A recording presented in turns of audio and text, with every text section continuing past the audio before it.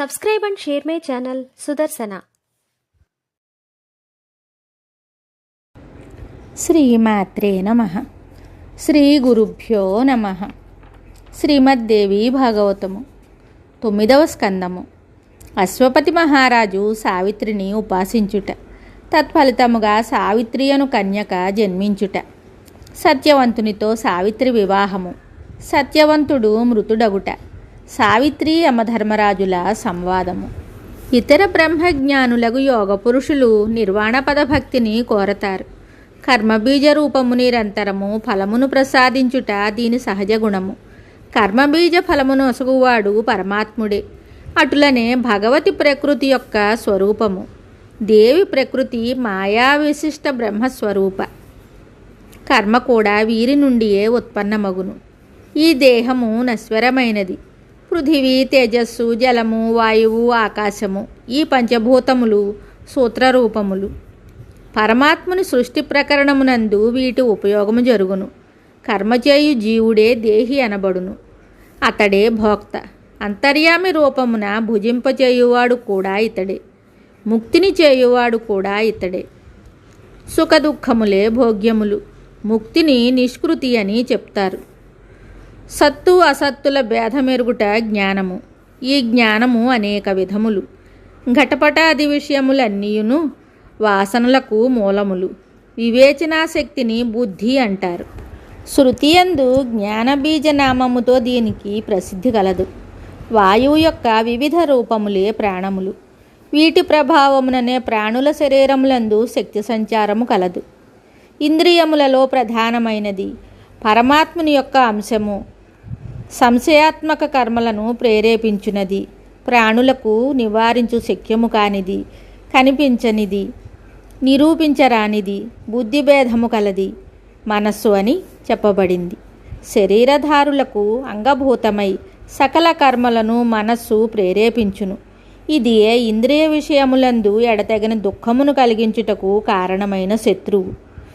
కనులు, చెవులు, ముక్కు, చర్మము, నాలుక, ఇంద్రియములు ఉన్నాయి. ఇవి జ్ఞానేంద్రియములని చెప్తారు. జ్ఞానేంద్రియములను మనస్సు ప్రేరేపిస్తుంది.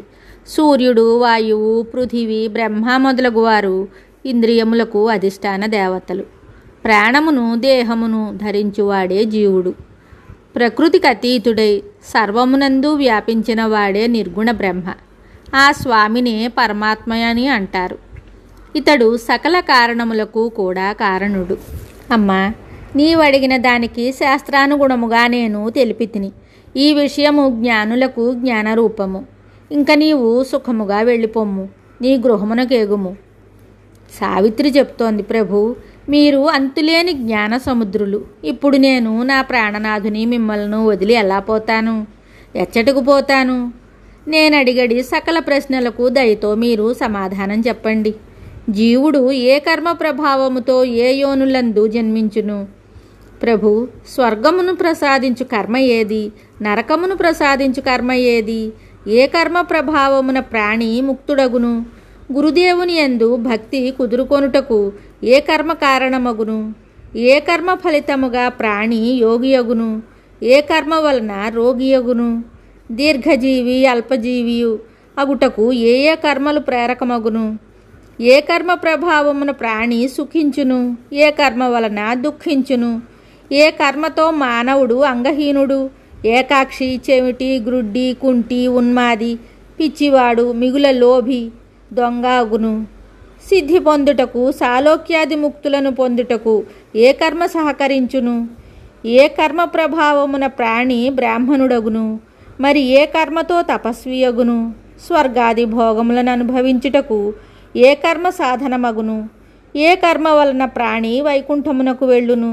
బ్రాహ్మణోత్తమ, గోలోకము నిరామయము, సకల స్థానములందు ఉత్తమమైన పరమధామము. ఏ కర్మ ప్రభావమున అది ప్రాప్తించును? ఎన్ని విధములగు నరకములున్నవి? వాటి సంఖ్య ఎంత? వాటి పేర్లేమిటి? ఎవరు ఏ నరకానికి వెళతారు? ఎంతవరకు నరకయాతనలను అనుభవిస్తారు?